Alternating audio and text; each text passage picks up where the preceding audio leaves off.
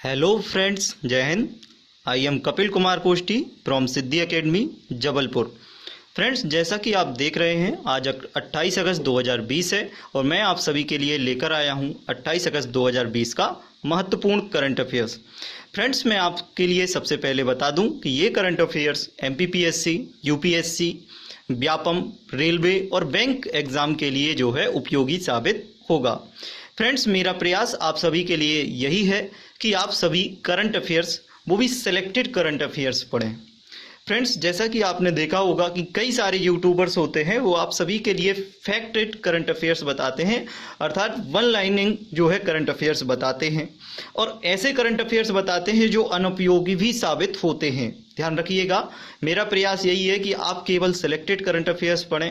और ये इसलिए है फ्रेंड्स, क्योंकि आपने देखा होगा कि करंट अफेयर्स का बर्डन बहुत ज़्यादा होता है, फैक्ट बहुत ज़्यादा होते हैं और जब आप एग्जाम देने के लिए जाते हैं तो ये कोई भी करंट अफेयर जो आप वन लाइनिंग फैक्टेड पढ़ते हो वो याद नहीं रहता है और आप क्या करते हो फ्रेंड्स कि आप रटने का काम करते हो और एग्जाम टाइम वो रटना याद नहीं आता है। ध्यान रखिएगा, इसीलिए मेरा प्रयास है कि करंट अफेयर्स पर केवल वन लाइनिंग फैक्ट ना बताकर आपको विशेष चर्चा करना है उस पर और विस्तृत चर्चा करना है ताकि आप उसको समझें, जहन में आपके जो है इस प्रकार का जो है करंट अफेयर्स उतर जाए। मेरा प्रयास यही रहता है। तो चलिए फ्रेंड्स, आप सभी का स्वागत है आज के करंट अफेयर्स में और ध्यान रखिएगा, इस तरीके से आप इस चीज़ को समझिएगा ताकि जो है आप हमेशा के लिए उसको याद रख सकें और समझ सकें। मेरा प्रयास आपको समझाना है, वो भी करंट अफेयर्स, तो ध्यान रखिएगा। तो चलिए फ्रेंड्स, आप सभी का जो है स्वागत है फ्रेंड्स आज के करंट अफेयर्स डिस्कशन में।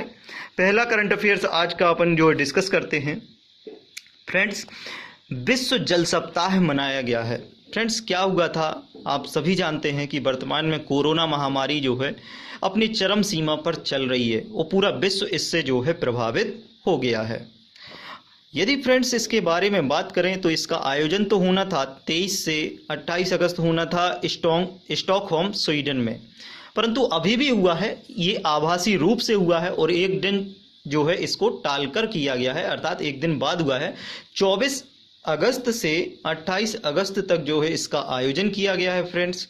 और इसका जो आयोजन किया गया है सो मैंने पहले भी बताया आप सभी के लिए कि इसका आयोजन किया गया है कहाँ पे, स्वीडन की राजधानी जो स्टॉकहोम है वहाँ पे जो है इसका आयोजन किया गया है, वो भी आभासी रूप से। किस नंबर का था, तो इसका जो संस्करण था फ्रेंड्स इस बार जो है 30वें नंबर का जो है संस्करण था इसका।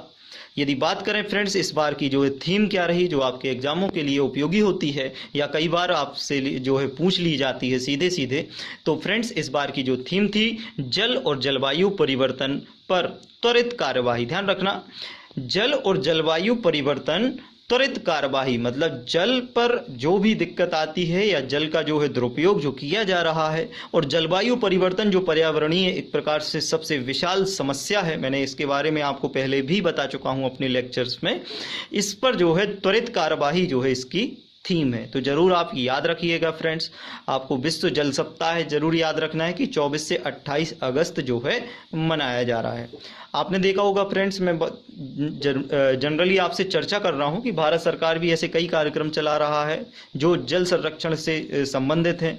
जिस प्रकार से आपने देखा होगा कि वर्तमान अभी तो इस बार की जो सरकार थी, इन्होंने जो है मतलब एक अलग से मंत्रालय गठन किया था जिसका नाम है जल मंत्रालय, और उसके मंत्री जो वर्तमान में है अपने गजेंद्र सिंह शेखावत जी हैं। ध्यान रखना, कौन है, गजेंद्र सिंह शेखावत जी हैं। तो चलिए फ्रेंड्स, ये था आपका जल मंत्रालय और जल सप्ताह, विश्व जल सप्ताह जो कि 24 अगस्त से 28 अगस्त वर्तमान में जो है सेलिब्रेट किया गया है। नेक्स्ट करंट अफेयर्स है फ्रेंड्स VSSUT। ध्यान रखना, VSSUT, इसका मैं फुल फॉर्म भी आपको बताऊंगा, सारी जानकारी दूंगा इस पर। फ्रेंड्स, मैं बात करूं VSSUT, स्पेस इनोवेशन केंद्र स्थापित किया गया है और ये कहां पे स्थापित किया गया है, तो उड़ीसा के वीर सुरेंद्र साई प्रौद्योगिकी विश्वविद्यालय में जो है इसको स्थापित किया गया है। ध्यान रखना फ्रेंड्स, वो VSSUT का फुल फॉर्म यही है, V for Veer, S for Surendra, S for Sai, U for जो है आपका यूनिवर्सिटी और टी फॉर टेक्नोलॉजी। तो ध्यान रखना फ्रेंड्स, वीर सुरेंद्र साई प्रौद्योगिकी विश्वविद्यालय का जो है उड़ीसा में जो है यहाँ पे स्पेस इनोवेशन केंद्र स्थापित किया गया है। तो ये जो वीर सुरेंद्र साई प्रौद्योगिकी विश्वविद्यालय है, ये जो है फ्रेंड्स देश का पहला ऐसा विश्वविद्यालय है जहाँ पर स्पेस इनोवेशन केंद्र स्थापित किया गया है। मैं बात करूं फ्रेंड्स, इसरो के साथ मिलकर इन्होंने स्थापित किया है। और आपने देखा होगा कि इसरो के जो वर्तमान में अभी अध्यक्ष हैं, चेयरमैन हैं, तो वो है के सिवान। कौन है फ्रेंड्स? के सिवान ने इस पर जो है साइन कर दिया है और हस्ताक्षर कर दिए हैं और इसको जो है परमिशन मिल गई है। फ्रेंड्स, स्पेस इनोवेशन कम इंक्यूबेशन सेंटर स्थापित किया जा चुका है यहाँ पे।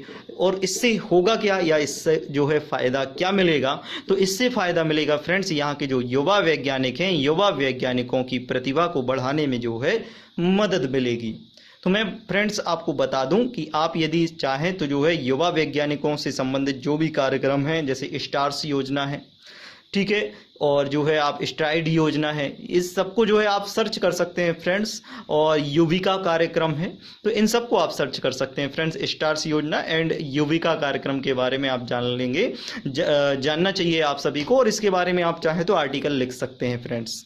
ध्यान रखना, स्टार्स योजना या युविका कार्यक्रम, ये सभी जो है विज्ञान के क्षेत्र में एक जो है नई क्रांति लाने के लिए कार्यक्रम किए गए हैं फ्रेंड्स, जो कि वैज्ञानिकों मतलब जो युवा लोग हैं या छात्र हैं, बच्चे हैं, इन पर जो है इनकी वैज्ञानिक क्षमता को बढ़ाने के लिए इस प्रकार के कार्यक्रम चलाए गए हैं। तो आप इसको जरूर आप सर्च कर लीजिएगा। आप चाहें तो इसे आर्टिकल जो है लिख कर जो है ग्रुप पर पोस्ट भी कर सकते हैं, आप अपने स्वयं के नोट्स बना सकते हैं।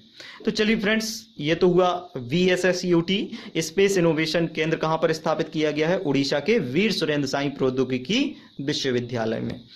नेक्स्ट करंट अफेयर्स है फ्रेंड्स आज का, नीति आयोग एक्सपोर्ट प्रीपेडेंस इंडेक्स। ध्यान रखना फ्रेंड्स, नीति आयोग द्वारा एक रिपोर्ट निकाली गई है, एक इंडेक्स जारी की गई है फ्रेंड्स। इसको ध्यान से सुनिएगा। नीति आयोग जो है आप बहुत अच्छे से जानते होंगे, national institution transforming India. Friends, इसके बारे में मैं आपको बताऊं कि इन्होंने एक्सपोर्ट प्रीपेंडेंस जो है इंडेक्स जारी किया है, अर्थात निर्यात को जो बढ़ावा देने वाले राज्य हैं और उसके आधार पर इन्होंने जो है जिस नीति बनाई है जो निर्यात को बढ़ावा देने के लिए, तो इन्होंने जो है उस पर एक इंडेक्स या रिपोर्ट जारी की है। तो उसमें यदि बात करें कि उस रिपोर्ट में क्या निकला है, तो उस रिपोर्ट में फ्रेंड्स फर्स्ट जो स्थान मिला है वो मिला है गुजरात को, सेकंड स्थान मिला है महाराष्ट्र को, थर्ड स्थान मिला है तमिलनाडु की। अर्थात इसका मतलब ये हुआ कि जो ये एक्सपोर्ट को बढ़ावा देने वाले राज्य हैं, तो ये जो राज्य हैं इन्हें गुजरात ने सबसे ज़्यादा जो है निर्यात को बढ़ावा दिया है, उसके दूसरे नंबर पे महाराष्ट्र ने बढ़ावा दिया है, तीसरे नंबर पे तमिलनाडु ने बढ़ावा दिया है। फ्रेंड्स, इसकी बात करें तो ये भी जो है एक प्रकार से माननीय प्रधानमंत्री जी का आत्मनिर्भर भारत जो पहल की गई है उसका जो है एक प्रकार से हिस्सा है।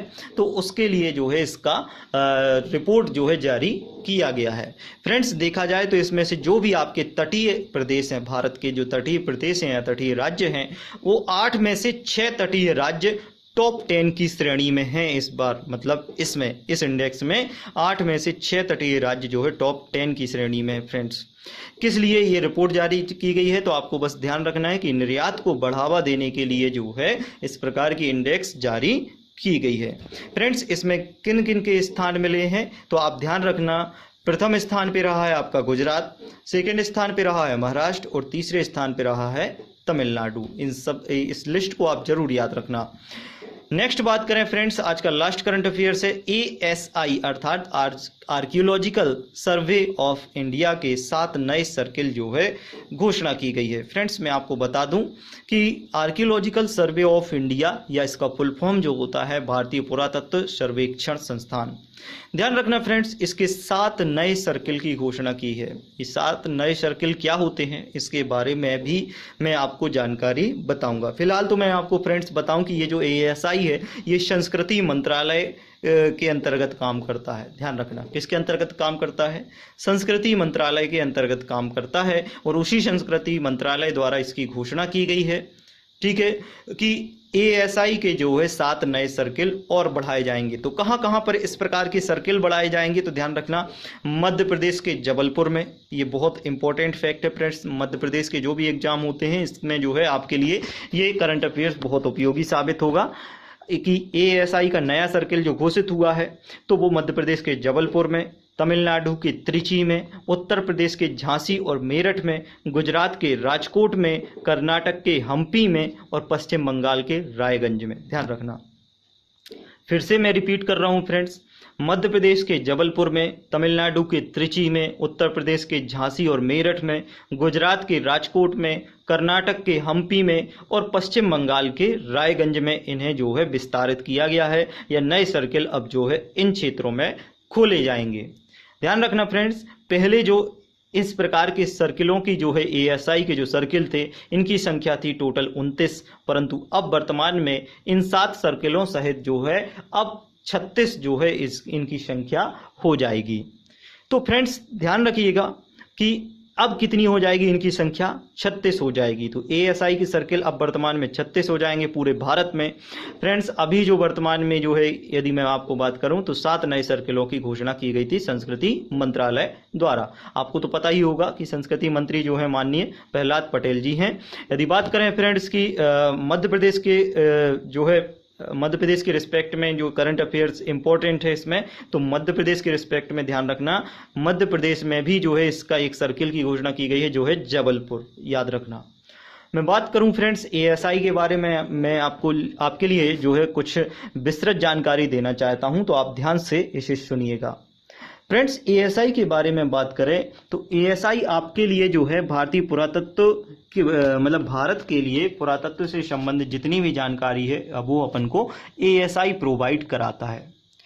फ्रेंड्स बात करें कि भारतीय पुरातत्व के संबंध में इसने क्या क्या जानकारियां कब दी हैं, तो आपने बहुत अच्छे से सुना होगा फ्रेंड्स कि सिंधु सभ्यता या मोहनजोदड़ो या हड़प्पा जैसे नगर जो है ये किसने खोज किए हैं, तो हमें जो है भारतीय पुरातत्व सर्वेक्षण जो संस्थान द्वारा ही जो है इन स्थानों की जो है खोज की गई है और सभ्यता को जो है खोजा गया है।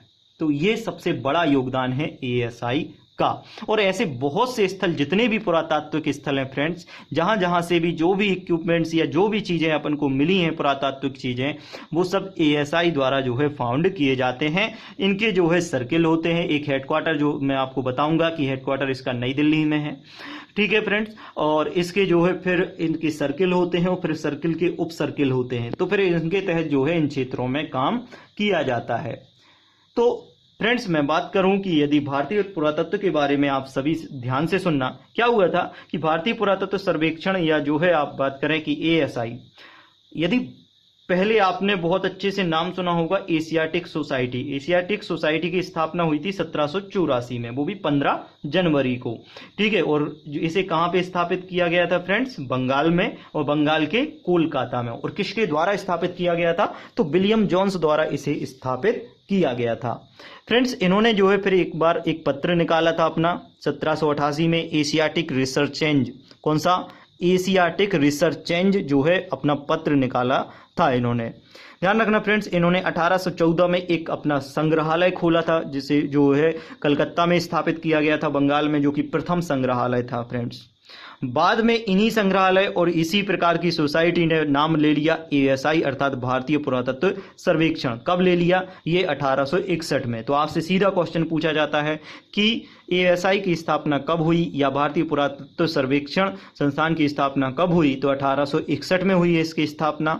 और इसके प्रथम अध्यक्ष कौन थे, तो सर अलेक्जेंडर कनिंघम, क्योंकि इन्हीं के प्रयासों से और या उस समय के तत्कालीन जो वायसराय थे लॉर्ड कैनिंग, इनके प्रयासों से जो है इसकी स्थापना की गई थी। आपको बहुत अच्छे से याद होगा फ्रेंड्स कि भारतीय पुरातत्व सर्वेक्षण एक्ट या अधिनियम आया था 1961-1962 में, तो उसके तहत इसको स्थापित किया गया था। उस समय के वायसराय कौन थे, लॉर्ड कैनिंग, और लॉर्ड कैनिंग ने सहयोग लिया था अलेक्जेंडर कनिंघम का, और इन दोनों ने जो है मिलकर इसकी स्थापना की थी, जिसका नाम रखा था भारतीय पुरातत्व सर्वेक्षण संस्थान अर्थात एएसआई या archaeological survey of India. Friends इसकी स्थापना 1861 में होती है। इसके बाद इसके रेगुलर जो है इसके महानिदेशक नियुक्त किए जाते हैं और इसका हेडक्वार्टर फ्रेंड्स दिल्ली में है वर्तमान में। और इसके 29 सर्किल पे इसके पहले थे, परंतु आज जो है 7 नए सर्किलों की घोषणा की गई है, तो जिसके तहत जो है वर्तमान में आप कितने हो जाएंगे, 36 सर्किल इसके हो जाएंगे फ्रेंड्स।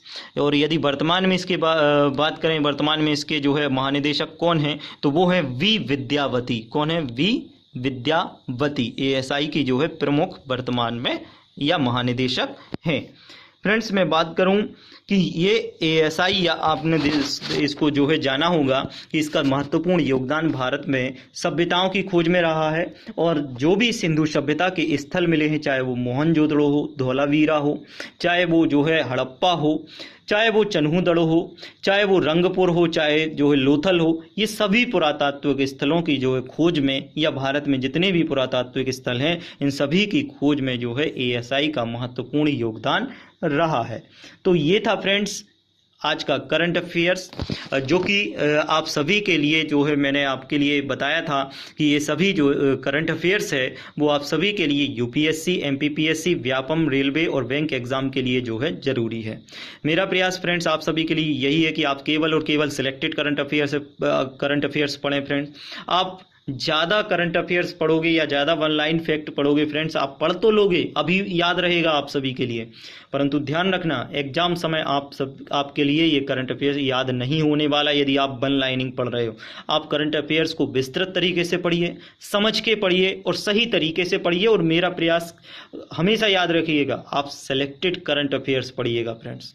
आलतू फालतू करंट अफेयर्स मत पढ़िएगा, आप वन लाइनिंग फैक्ट में मत जाइएगा, क्योंकि आपको वो याद नहीं रहने वाले, आप कितना भी रट लें।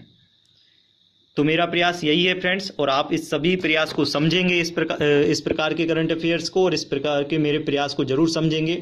और यदि आप सभी के लिए इस प्रकार का वीडियो या जो है करंट अफेयर्स पसंद आता है तो आप लाइक करिएगा और अपने दोस्तों को जरूर शेयर करिएगा फ्रेंड्स। और यदि आपने चैनल को सब्सक्राइब नहीं किया है तो आप चैनल को सब्सक्राइब करिएगा, बेल आइकन को जरूर क्लिक करिएगा, ताकि जो है नेक्स्ट वीडियो के आप तक जो है नोटिफिकेशन पहुंच सके। फ्रेंड्स आप अपने ऐसे दोस्तों के लिए जरूर शेयर कर दीजिएगा जो वर्तमान में अभी शुरुआत कर रहे हैं कंपटीशन एग्जाम की तैयारी के लिए, जिनको करंट अफेयर्स का अभी जो है शुरुआत भी जो है समझ में नहीं आती कि किस प्रकार का करंट अफेयर्स पढ़ा जाए और कैसे पढ़ा जाए, तो उनके लिए जरूर शेयर कर दीजिएगा फ्रेंड्स, ताकि जो है वो करंट अफेयर्स को बर्डन ना लेकर एक प्रकार से इंजॉयमेंट के तरीके से और समझने के स्तर पर जो है पढ़ सकें और डेली पढ़ सकें फ्रेंड्स। आप डेली नोट्स बनाइए, डेली करंट अफेयर्स पढ़िए, थोड़ा थोड़ा करंट अफेयर्स बस करते चलिएगा और समझते चलिएगा। आप देखना आपका जो है करंट अफेयर्स बहुत मजबूत हो जाएगा, और जब भी आप एग्जाम देंगे तो आपको जरूर ये पॉइंट याद रहेंगे फ्रेंड्स, क्योंकि आपने इस प्रकार के करंट अफेयर्स को समझ कर पढ़ा है, इसे रटा नहीं है। तो चलिए फ्रेंड्स आप सभी का बहुत बहुत धन्यवाद। Thank you very much for discussion. जय हिंद।